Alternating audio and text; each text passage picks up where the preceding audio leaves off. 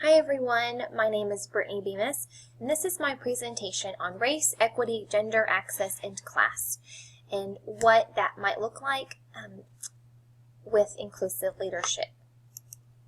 The two articles that I will be sharing with you today are, the first one is The Critical Leadership Skills in a New Business Reality, and that comes from the Ken Blanchard companies. And Ken Blanchard was even one of the leaders that we researched when we were discovering all the different kinds of leadership theories. The second article is Moving the Dial, Measuring Inclusive Leadership by Charlie Morrow, and that comes from Profiles in Diversity Journal. Let's go ahead and dive right into this critical leadership skills in a new business reality.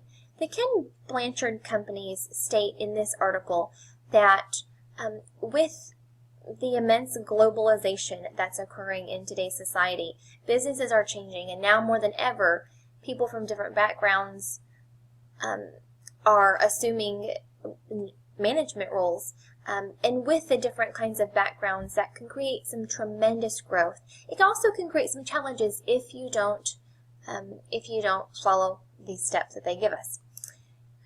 This just kind of talks about what I just said, different backgrounds providing unique perspectives, and it's imperative that the team must maintain shared values and goals, which kind of goes right in with our leadership challenge book that we've read throughout this course. Now, to utilize the differences among the constituents to further success and collaboration, leaders must maintain open communication. One of the best ways to get everyone on the same page is by having tons of conversations. It's all about the quantity. You need to have tons of conversation. With the amount of diversity that's occurring and that we're seeing in the workplace, that means that's more that you have to communicate to make sure that everyone knows what the expectations are, and everyone is clear. Everyone is clear. The second thing that you have to do, bring out the best in everyone. In the past, it seems that leaders maybe have chosen on purpose others with like mindsets, but successful leaders know that when you have diversity in thinking, that can really enrich solutions and come up with some really great and different approaches.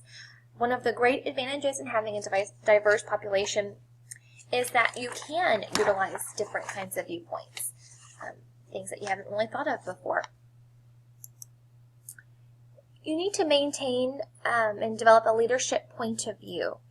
Now, when you have a leadership point of view, this allows individuals to communicate with people's hearts, which we talk about in Leadership Challenge as well.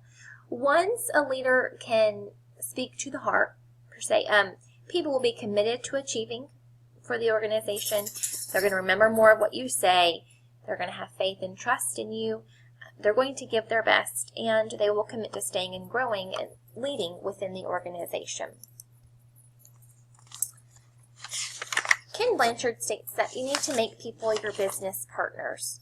Part of that partnering mindset entails one of the open book management culture, where information is freely shared. When information is freely shared, it eliminates the fear, because leadership and the employees are all aware of the same exact information. There aren't any hidden agendas, and it helps to create a buy-in. When everyone's clear about the situation, people want to be involved, and they want to take charge, and they want to help improve things, and especially in times of trouble. And lastly, you need to focus on both results and people. Great leaders, they focus on both, even in the tough times. It seems that in tough times that leaders forget about the people, and they mostly focus on that bottom line. And I've even seen this within my classroom with teaching. with test scores and data and interventions. You're trying to get to the next. You're trying to push them, and sometimes you forget about the person, and it's sad when it becomes more of a number. Oh, get that reading level or that math score. So this one kind of brought me back to where I needed to make sure to check myself on within my daily classroom. We're going to go ahead and go into our second article. This one was Moving the Dial, Measuring Inclusive Leadership. And this one was really interesting. This, it goes about what an inclusive leader looks like, but it also created a graph, which I'll show you in just a second. An inclusive leader is results-oriented. They leverage others fully.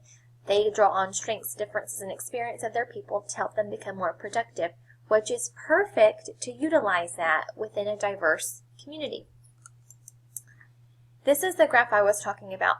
The Linkage Inclusive Leadership Assessment Model, they surveyed employees across the nation on what an inclusive leader looks like to them. And they broke it down into 11 different components. You can see here 11 different components here, and different behaviors that an inclusive leader needs to be exhibiting. Now, surrounding this core, the core focusing on results and leveraging diversity, so that for a business to be successful, we need to focus on results, well, and people, according to Ken Blanchard too. But you have to leverage the diversity and talent. You have to keep that in mind to utilize that to get to help you improve your company. So, surrounding the core, focusing on results and leveraging diversity and talent are 3 areas of focus. Leading self, right here at the top. Leading self. Inclusive leaders recognize that with different unique perspectives and values, that you can use those differences to contribute to unique business results. Unique viewpoints could equal unique business results. Charlie states that, everyone, we're all human, we all have biases, but with inclusive leadership, it's important to minimize those through conversation and actions. So once you create that kind of culture and climate where people feel comfortable, I think it's easier to decrease those biases that we maintain as humans. Second, leading relationships. Inclusive leaders build great relations with others by networking broadly and reaching them in their style. They are able to meet their constituent where they are. This also is encouraging with little affirmations to help a person understand their value and their accomplishments that are being contributed to the goal. And lastly, part of this leadership model is inclusive leaders lead culture. They build on the environment in which they build an environment in which everyone can feel comfortable by contributing their true self. When people feel that their uniqueness is an asset to the team, that's really where the trust and respect and a feeling of safety can really show for some great improvement. How can I apply inclusive leadership in my classroom? These are just some of the people throughout this course that I've been introduced to, and their theories and leadership styles really struck chords with me.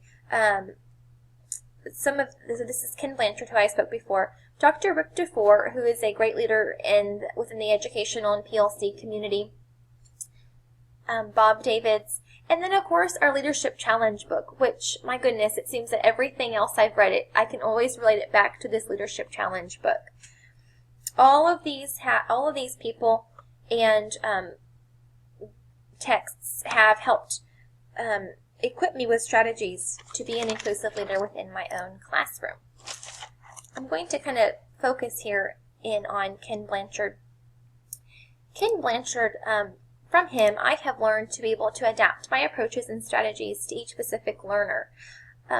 I know that not one approach will ever work with every single student, just by personality-wise. Then when you add different kinds of backgrounds with race, gender, class, that adds another dimension that I need to make sure that I'm aware of so I can help better reach that learner.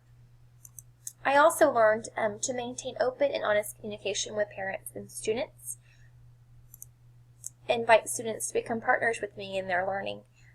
Once I'm able to do that and give them a buy-in, once I'm able to give them a buy-in, I can gain their trust and we can build their trust, and it really creates ownership of their own learning.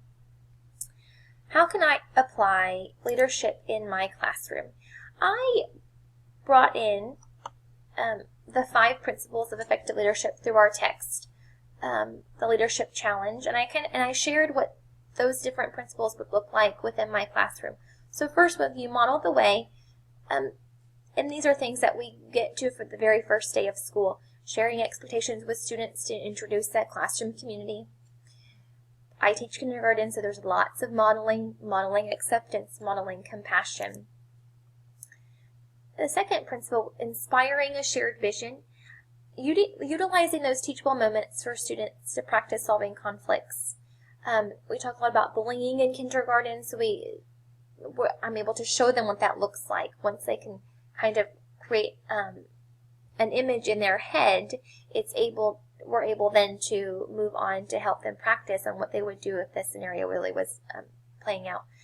Celebrate the differences as a group. Another thing about kindergarten is they are so accepting, and so that's a really fun one to do, because they look at each other's differences as attributes and cool things that we can talk about and share. Challenging the process, planning engaging lessons with strong emphasis on multicultural contributions, teaching students to be proud of their backgrounds, and encouraging student discoveries of similarities and differences. Enabling others to act means teaching students the value of sharing and gaining of trust with one another, and allowing them to brainstorm with peers to reach solution. It's really important, I think, that especially at this young age, to instill those problem-solving skills as soon as possible. And then lastly, encouraging the heart, maintaining high expectations for all students, no matter their background, and then creating a learning environment in which students and parents feel appreciated and respected.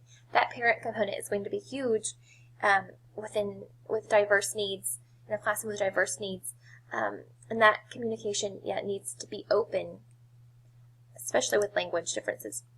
And this kind of goes into some of the challenges of being an inclusive leader. With my classroom growing more diverse with each coming year, it's imperative that my leadership and teaching style reflect that.